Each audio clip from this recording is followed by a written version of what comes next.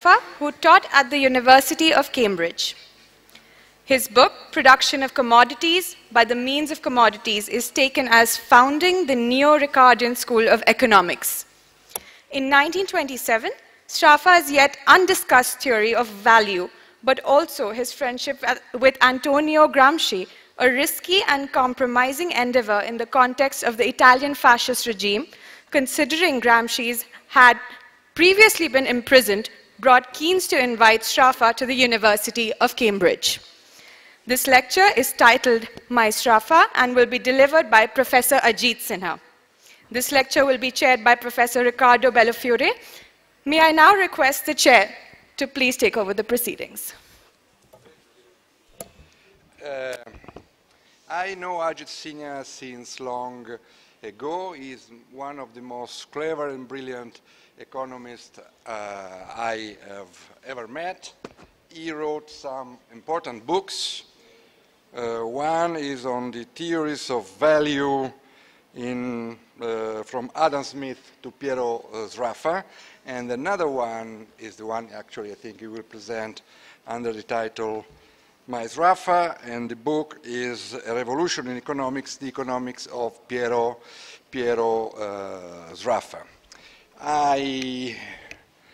Ajit came many times in Bergamo. The last time I think was just about a conference on Sraffa in 2010. He has a contribution there. I know his many qualities and his few defects or limitations. I think we will have both in the speech. Let me add a few lines about Piero Sraffa before giving the floor to Ajit. Piero Sraffa, to use a term which was reminded by a commentator of Sraffa, taking this term, it is a rare term from Joseph Schumpeter in the history of economic analysis, was a polyhistor after the age of polyhistors. Who is a polyhistor? Is a very learned, widely erudite, but in fact, in Schumpeter meanings it is more. It is a universal scientist. It is just enough to recall his dialogue, intellectual and political dialogue with Antonio Gramsci, his dialogue with John Maynard Keynes, more in the period of the treatise on money than the general theory, his influence and conversations with Wittgenstein, which led Wittgenstein out of the Tractatus and into the philosophical investigation. The book of Sraffa is Production of Commodities by Means of Commodities, a slim book of the 60s, but it was a long journey to arrive there, which started in 1927. We are lucky because after 10 years after his death, the archive was open, though with very strict rules in Cambridge at the Royal Library. I was there, Ajit was there. We profited of the expertise of the archivists, especially Jonathan Smith, that I want to thank here, but also we both profited, and unfortunately it is not in the acknowledgements, I think, of the work of another scholar, Scott Carter, who did a wonderful job of imagining, etc. The archive now is openly accessible online, and this, I must say, is due also and mainly to the fight of Scott Carter against the idea that the archive was closed. It is difficult to deal with the archive because it has an organization that one has to understand, because Sraffa was an Italian, and part of the archive is an Italian, and so you have to deal both with the English and the Italian archive, and sometimes German, because he also knew German. This should be done in the spirit, and I close here with that, of openness. In 60, 61, after the publication, he had discussions, and to an Italian commentator, he said, that asked, but did you mean this, did you mean that, what is the right interpretation? He said, everybody has been set free to interpret it, my book, as they like. Please, Ajit. Thank you, Riccardo, for a very generous introduction. I must thank Professor Lord Meghnad Desai and Dr. Ghosh and Dr. Saibal Gupta for inviting me to deliver the Sraffa Memorial Lecture on the occasion of Marx's bicentennial. This is indeed an honor for me. The title of my lecture is My Sraffa, by which I mean my interpretation of Sraffa, which stands in opposition to the current orthodoxy in Sraffian scholarship. What I plan to do in this lecture is to focus on the meaning and significance of the title of Sraffa's book, which I think was very thoughtfully chosen and does convey the central message of his book. The reason for selecting this topic for today's lecture was also dictated by the fact that it brings out the theoretical connection of his theory with Marx clearly. I assume that most of you have heard of Sraffa. Some of you know him well, some not so well, and a few of you may not have heard of him. So let me give you a sense of what quality of mind we are dealing with here. I need to go there, actually.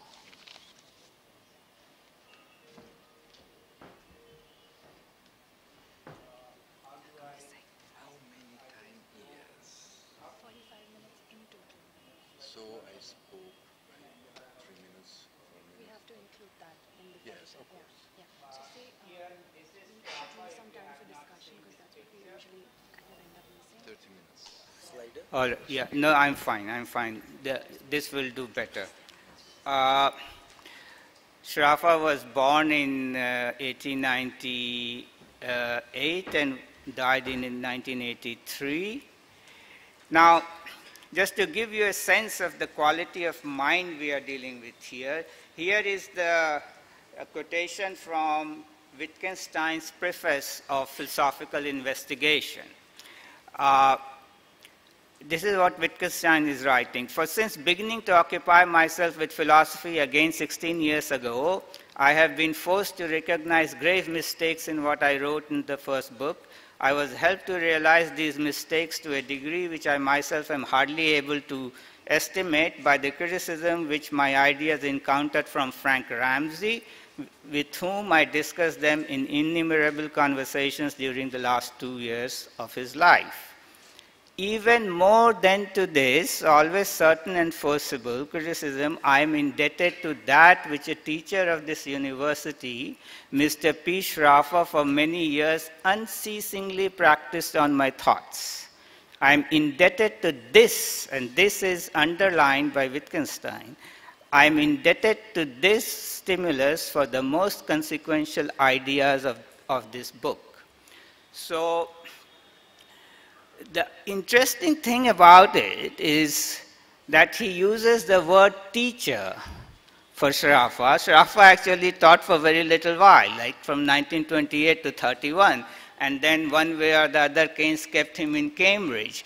But Wittgenstein always uses Sraffa as a teacher, and you should know that Wittgenstein at this stage, which is when they met, was 1929, when Wittgenstein comes back to Cambridge, brought by Keynes. And he is 10 years older to Sraffa in age, and by this time he is the leading philosopher in the world. And he is known to be very, very arrogant. Okay? He was not really an arrogant person, but he simply didn't have time for chit-chat. So he wouldn't give time to general people who didn't have very strong mind. And the relationship between Sraffa and Wittgenstein were very, very intense. They will break conversations and things. I'll just give you some example of that so that you get a sense of Sraffa's. You see, he's writing in 1934. They have 4 or 5 years they have known each other. Now you know that the conversations which we had in recent times, meaning roughly the last 6 to 9 months, were always a very great strain for me, and I'm sure for you too.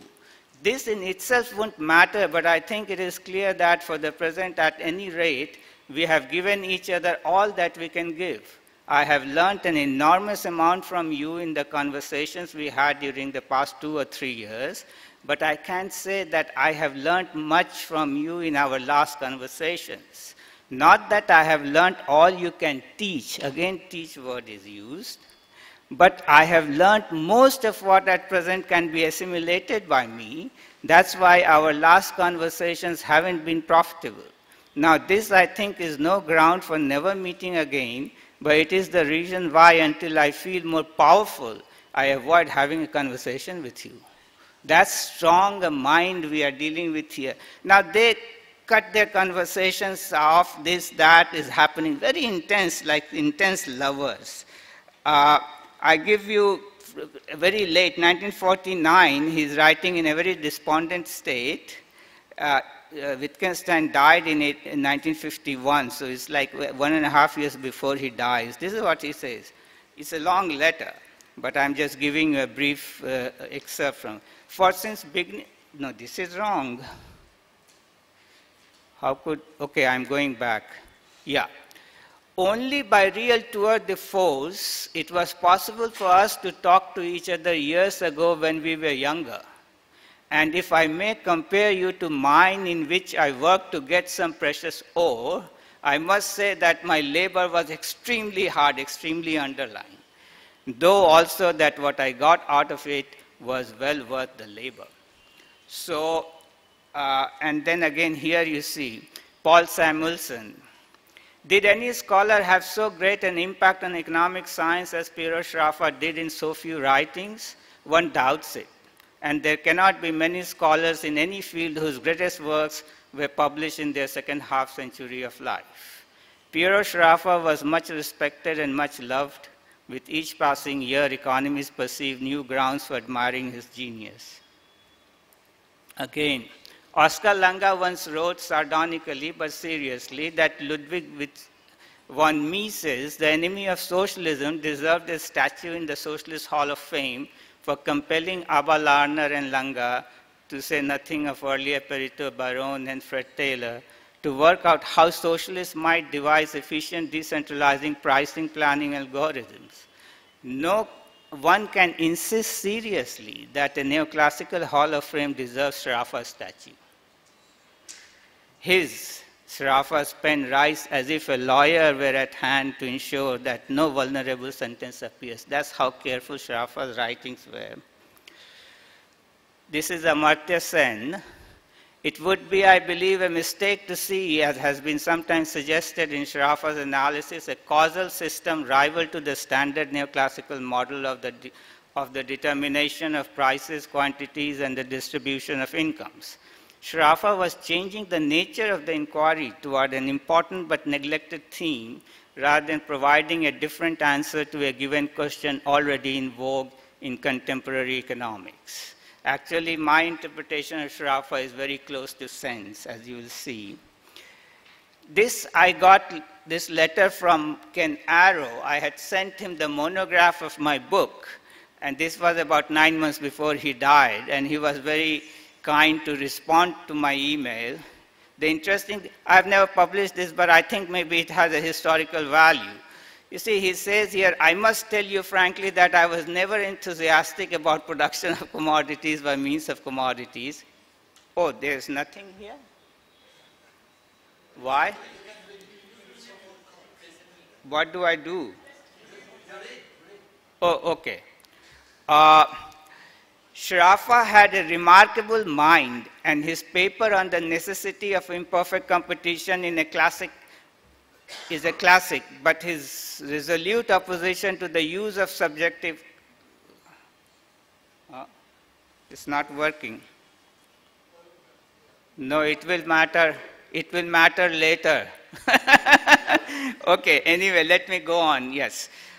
But his resolute opposition to the use of subjective elements in explaining economic phenomena, for example, demand functions or time preference, led to claims that were, in my judgment, unsustainable. I actually once had a discussion with him about his book, but as may be supposed, we didn't have much of a meeting of minds. I'm interested that you have had access to useful archives. So again, what Ken Arrow is saying about Sraffa is correct, though I, of course, agree that what Sraffa was doing has meaning. but in his conversation, he's got the right thing, that Sraffa is against those things, as it will become clear in a minute. Now, let's get down to the basic business. The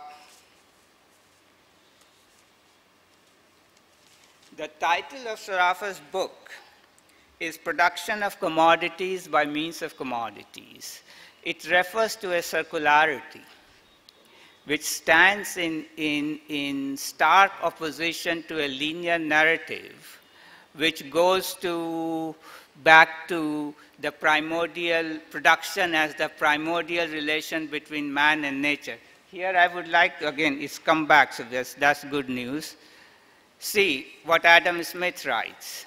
Labor was the first price, the original purchase money that was paid for all things. It was not by gold or by silver, but by labor that all the wealth of the world was originally purchased, and its value to those who possess it and who wants to exchange it for some new production is precisely equal to the quantity of labor which it can enable them to purchase or command.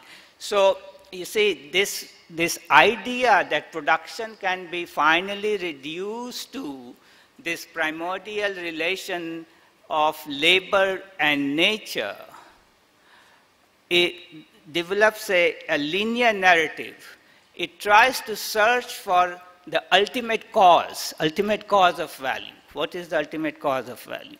And here you can see in Adam Smith's quotation that the ultimate cause of value, the ultimate price paid, and the standard by which you measure it, the scale to measure that, these two questions get interconnected. And they get very confused in the whole of classical economics. But I am not going to discuss that aspect today because I don't have time for it. So, but I will deal with this whole circularity idea. What does it do to economic theory when you move away from this? So by 1928, Sraffa has already set his research agenda. And basically his research agenda is to construct a frame, as he would call, a theoretical frame in which to fit classical economics by removing this idea of ultimate cause. So he will remove the idea of ultimate cause and construct a frame of classical economics which will stand in opposition to the modern economics. Okay?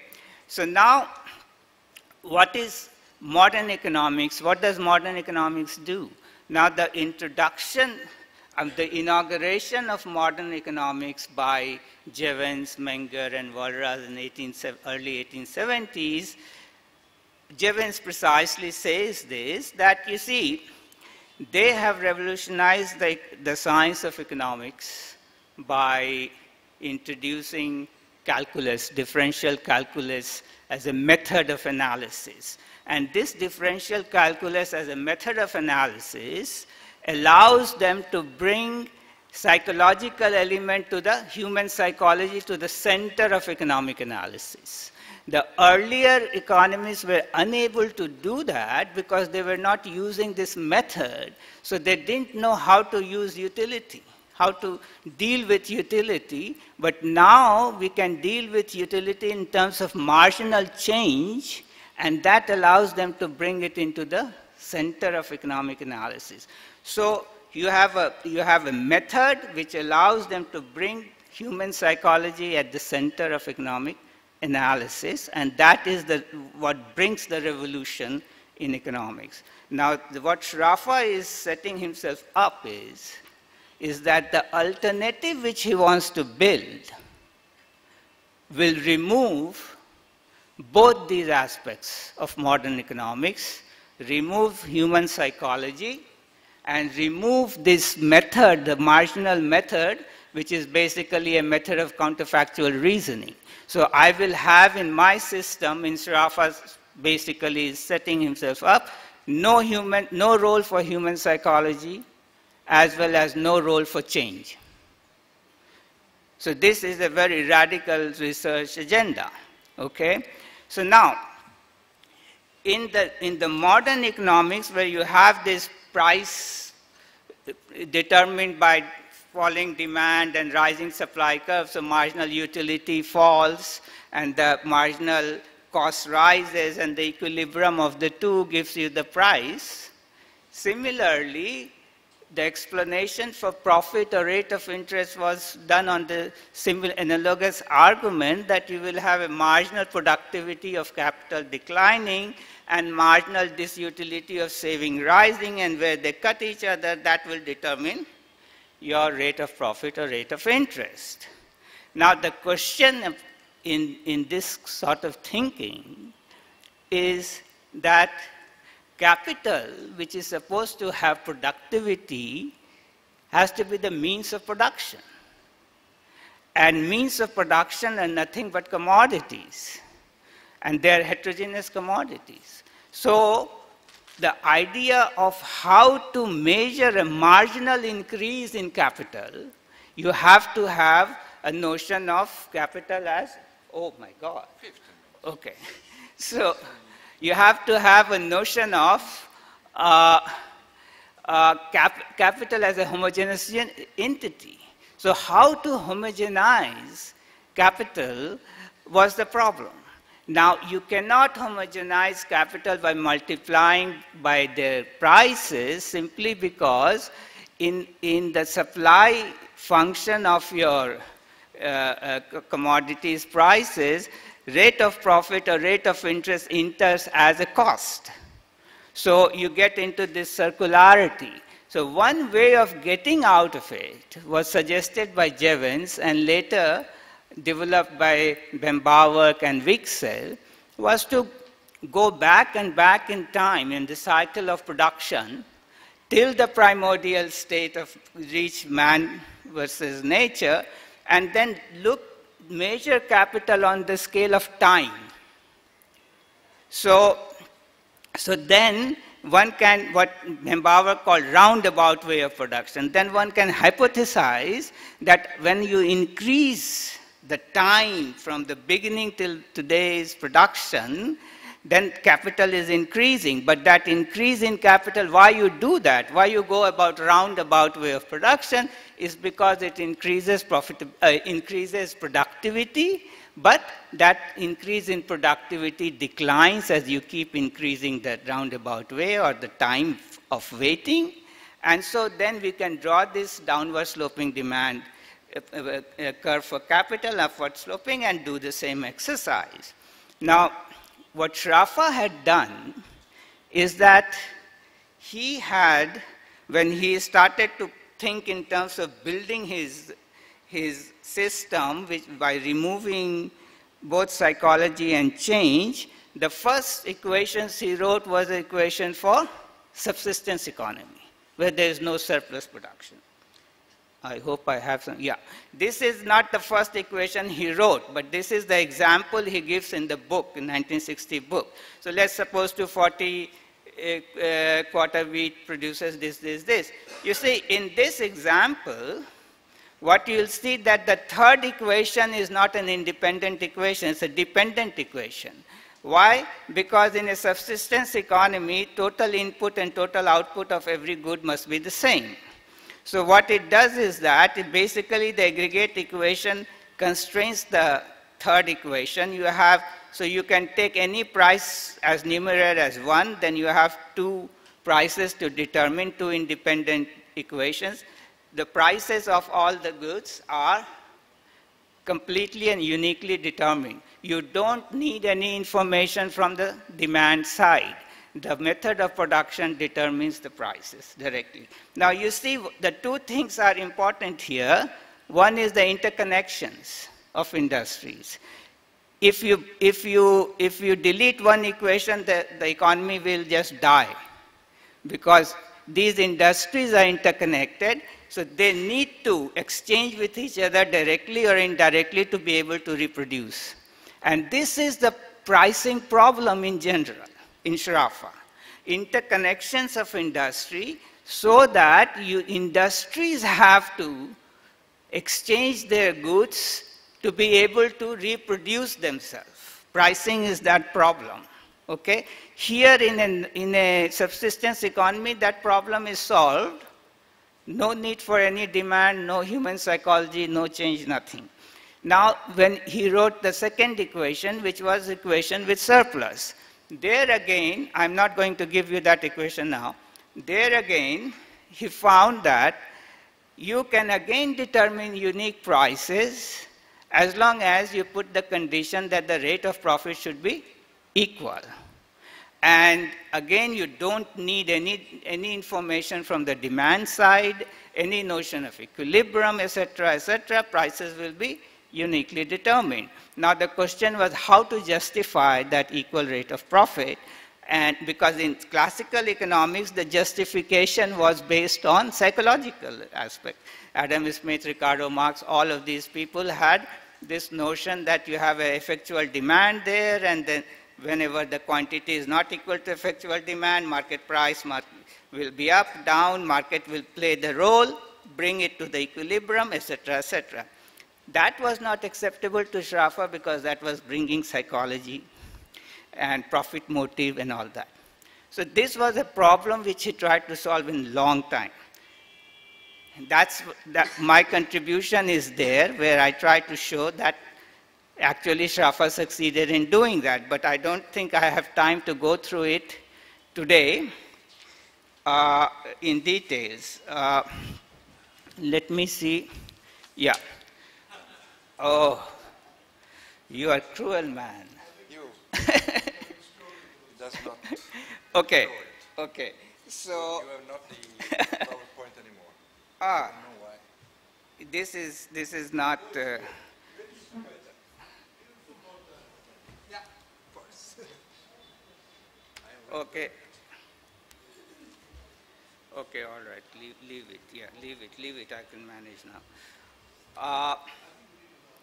Now let's. Okay, let me try to. I wanted to do quite a bit, but.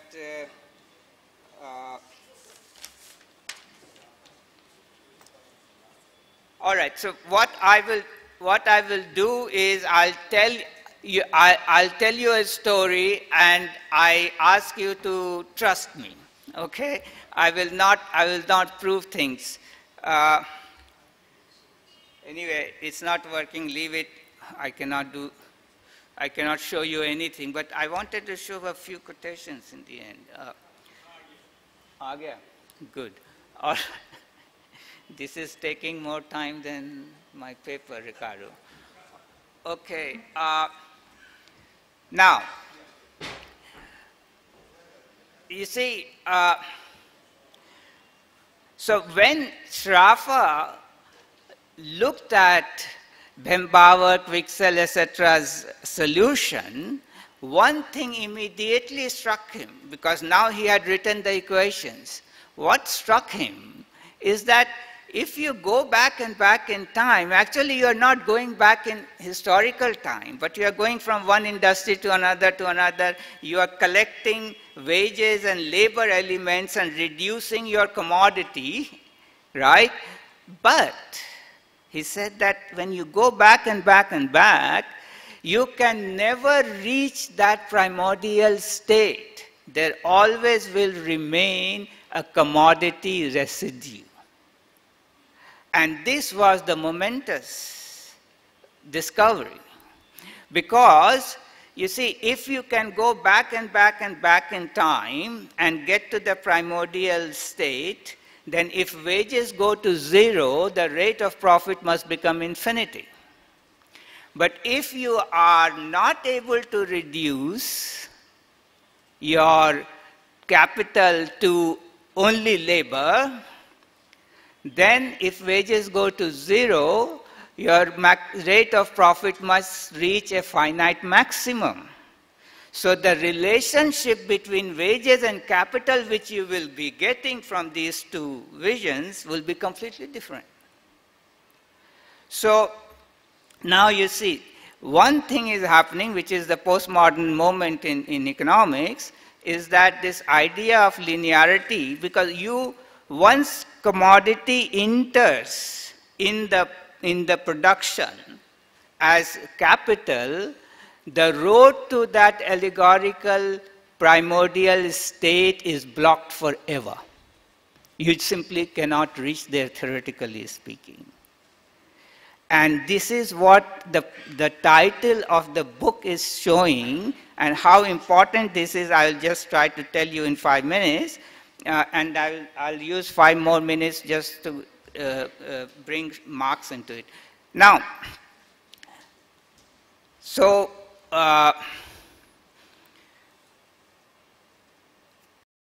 okay, I just lost. Yeah, so you have this. Since you cannot go back in time, so the title of Sraffa's book is Production of Commodities by Means of Commodities. The circularity. Once you use commodity as capital, you can never get rid of it. And this is a very, very important theoretical finding. So after that, Sraffa basically asked this question: is this finite maximum rate of profit a price phenomenon, or is a physical property of the system of production? And then he says that if I could find that I could prove that it is a physical property rather than a nominal as property of the system, then very significant consequences would follow for economic theory. So let me see. What is demanded, this is from the archive, what is thanks. What is demanded of a model is that it should show a constant with respect to variations of R ratio between quantity of capital and quantity of product. If this can be constructed and proved to be general, a number of important consequences follow. So basic idea is that now this maximum rate of profit, if I can prove it to be a physical property, then serious consequences would follow. And it took him about 2 years to prove this, and serious consequences do follow for economic theory because of that, but my chair will not allow me enough time to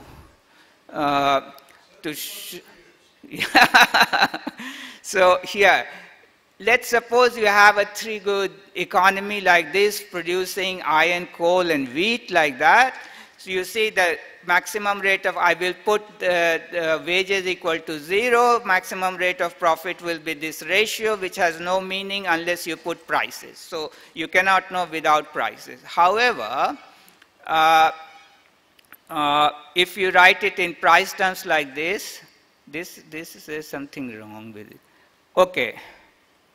Here, what I did is, like, you just rescale the first equation and second equation, multiply the first one by 4 by 3, second by 4 by 5, you come up with this bottom line. See, what Sraffa was basically thinking is that if the inputs and outputs come out in the same proportion of all the goods, then the ratio of net output to input will be independent of prices. And this is what he gets by rescaling any system. And rescaling does not change the properties of the equation system. So when you rescale the equation system to a standard system, which was a difficult mathematical exercise, but he found that every economic system has a standard system, and that standard system is unique to that.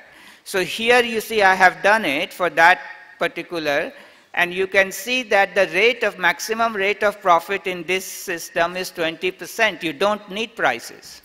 It is just a ratio of commodities. It's like corn economy, corn model. If you 10 tons of corn produces 20 tons of corn, you get 100% rate of profit. This, again, what Sraffa's point is that this rate of profit is the bottom line, does not require any prices. This bottom line constrains the original equation system in such a way that one of the consequences of it is that the all rate of profit will be equal. Leaving that aside, you can see that the 2 components of the problem can be separated out. One is the price determination, The price determination, I don't have time. I can show that if you remove all the surplus here, you can solve it as a subsistence system. The prices in that subsistence system must prevail in this system, the standard system, and must prevail in the original system. So you can separate the problem into pricing, which is a problem of subsistent interconnected economy, and you can have a surplus production, which is again like a corn economy, this standard system bottom line. Both of them are independent of demand. You don't need any information from the side of demand to solve that problem. So what do prices do? In Sraffa system, in neoclassical economics, what you have is prices are busy little beavers taking your information, sending it to all these agents. In Sraffa system, prices are boring accountants. You have distribution of income given, which is from outside, and prices are simply accounting for that given distribution of income. Yeah, this is the relationship you will get. Okay, 2 minutes. This is the important relationship you get. R is equal to R star, which is the maximum rate of profit independent of prices, 1 minus W. W is the wage in terms of standard commodity. Again, I didn't have time to explain all that. You see, given W, R is fixed because R star is known independently and fixed independently of prices. So basically what this equation tells you is that the distribution of income is independent of prices. And this is done outside of the market. Now what the pricing is doing is simply accounting for these to come out to be right. So pricing is only accounting mechanism which ultimately makes sure that the industries reproduce themselves. Okay? Now the relationship with Marx in 2 minutes. One is that in Sraffa system, when you do maximum rate of profit, I put W equal to 0. If you put labor equal to 0, the mathematics remains exactly the same. So even if you remove labor, you will have finite prices and a rate of profit, finite rate of profit as a solution. In Marx, if you remove labor, value goes to 0, profit must go to 0, right? You can think of economy without labor. And that is because Marx thought that the whole of economy was about human labor, which is very metaphysical. And so the idea was that it is about human labor, division of labor and appropriation of labor. And so the only state when labor will disappear would be the state of abundance, not necessity. So we will overcome prehistory and get into history when that happens. So everything will become free. But the Sraffian analysis is telling you that is not the case.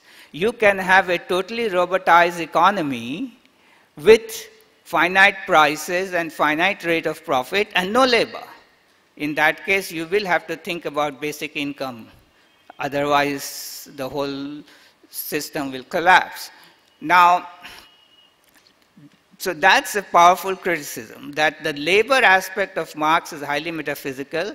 It doesn't matter whether the energy put in production is human energy, animal energy, machine energy, or whatever.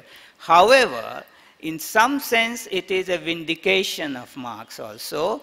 And the vindication of Marx is that if you look at Marx's transformation from value to prices of production, Marx does exactly this thing. What Marx is doing, Marx is saying you have surplus value, given wages, surplus value divided by C plus V determines your rate of profit. So rate of profit is a non-price phenomenon. It is determined by the class struggle between workers and the capitalists, etc., and the productivity of the system. Then he feeds the rate of profit back into the system and says, okay, now you can determine prices, which is what Sraffa is saying. That rate of profit is a non-price phenomenon, which is the Marxist point of view. Okay, and as a matter of fact, I'll just end with one quotation From this is just this much. Huh? This is a draft letter to. No, this is not the draft letter. Eaton. Yeah.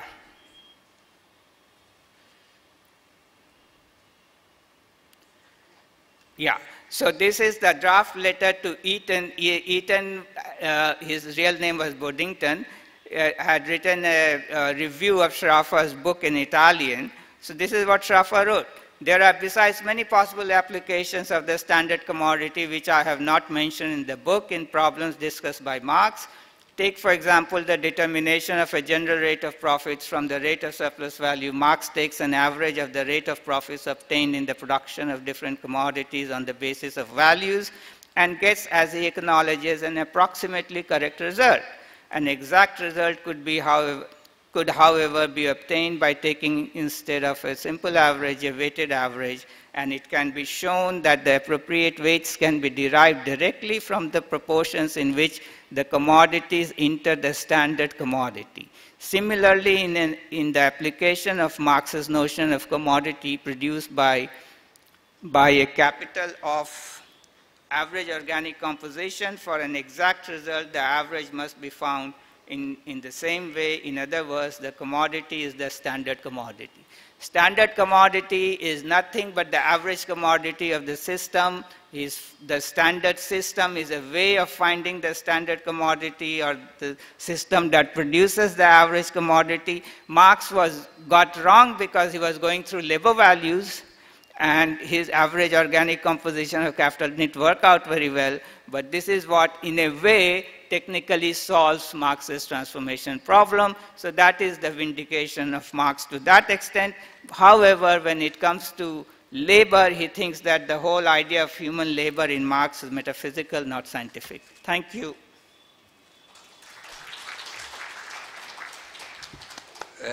Thanks to Ajit Sinha. There's been behind the curtain a bargaining. We were allotted 4:15 p.m., which is right now. In a later instance, it became 4:20, which is 5 minutes. Do we have other 5 minutes, so we go to 10 and we have some debate or not? You don't think so. So there is one question, maybe a second one, which could be mine, but if there is some other, okay, 1 and 2, and then you will answer very quickly. Okay, some of us have read Sraffa, so even though you couldn't complete it, we can probably ask you a question which you didn't touch upon. My question is, you said that the real wage may be determined from outside. I cannot see. Alternatively, you can say the rate of profit is determined from outside. So let's assume that the real wage is determined from outside. Could you throw light on what you think determines the real wage rate in the spirit of what Sraffa was saying? Let's take all the question. I think that Ajit's book is important and it must be discussed, not in the way he discussed the people he disagrees with. There are a lot of things that I agree, there are some that I disagree. What I think is not there, and it's not much, unless the end, very clearly is the relationship with Marx. Traditionally, it has been seen through the third volume, the transformation problem. And there are interesting news there. For example, the fact that after 40, Sraffa always wants to say, as that quote, that Marx was approximately correct. Then there is the line of De Vivo and Gilibert that say that the connection was not through the third volume, but through the second volume, the schemes of reproduction, since 27, because Sraffa bought the theories of surplus value in French, and then a new continent opened. There is another connection that I know he very much disagree with, which can lead to the suggestion that there is an implicit endorsement by Sraffa of the labor, about the labor theory of value, and who knew him, knew that he always said that he agreed with it, at a macro level, not as a price theory. And the reasoning is very simple. In production of commodities by means of commodities, you find that the price of the net product is equalized to the direct labor of the period, because 1 is equal to 1. Of course, there are problems here, and when I read this, I didn't find it very interesting. I found it very interesting when I found in 40 a note of Sraffa on the use of the notion of surplus value, in which he realized, and he was the only one who realized, that Marx's argument about the origin of surplus value was based on not on the reduction of the wage, but on the lengthening of the working day. And for 3 years, he was convinced he could show that it was right. And this is the only reason why, in quotes that Ajit couldn't put there, on Eaton, but also answering Claudio Napoleoni, who did another interview, he was again and again speaking of the rate of surplus value as exploitation based on labor and surplus labor. So my problem when I arrived there is, what explains this? And my suggestion, is that his problem was Ricardian, but his mindset was Marxian, but not the Marxian of volume 3, not the Marxian of volume 2, the Marx of volume 1. Okay, thank you for your questions. As far as what determines wages, those are the questions which we have to solve. Sraffa has not solved it for us. So once we agree on the foundation, that this foundation can be built on, what I didn't have enough time to really establish it, but this is the foundation where, like, you know, you have opening. The distribution of income is independent of prices. So you have production is dependent on technique used, and then you have distribution solved by in class struggle or whatever you can bring in, history, sociology, and all those things. And once wages are determined, then rate of profit is also determined. You don't need, now the prices will just do the accounting that those comes out right? So we have to, I think one way of going about it for economists, the easier way is to now come up with a theory of interest determination or theory of profit determination. That makes it easy, because once you have that, then wages are determined simultaneously. But those things we have to work on. We can, Sraffa has not given us enough to go on. As far as Riccardo's questions are concerned, they require much longer time to answer. But I'll say that, look, 1 equal to 1 is not really a meaningful statement. 1 apple is not equal to 1 orange. So there 1 and 1 are not just one number, but there is 1 apple and 1 orange. Labor normalized to 1 and total net output normalized to 1, but their units are different. So you cannot immediately add them up. You bring this hypothesis that, you know, there's money value, labor value of money or some such thing. Yeah. Every Marxist until then was talking of value, hours of labor. So that was this Sraffa's word. Yeah, so anyway, we can have this conversation later. Now you had another question attached to it? Not, the labor. You say, but there is, in terms of labor, there is a lot of struggle in Sraffa throughout.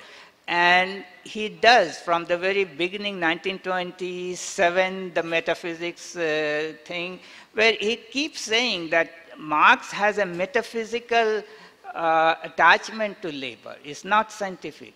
And he did not mention Marx in the book when he says that this standpoint is the standpoint for classical economists from Adam Smith to Riccardo, but didn't say Marx. One reason is that he understood that Marx's attachment to labor was of a very different kind, and he should not bring Marx. In the rough notes prefaces, he has Marx.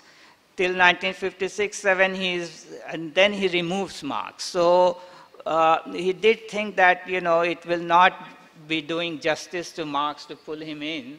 And so my sense is that on the metaphysical notion of labor in Marx, Sraffa maintained that. Thank you. Yeah. Thank you very much. We are 2 minutes late. I think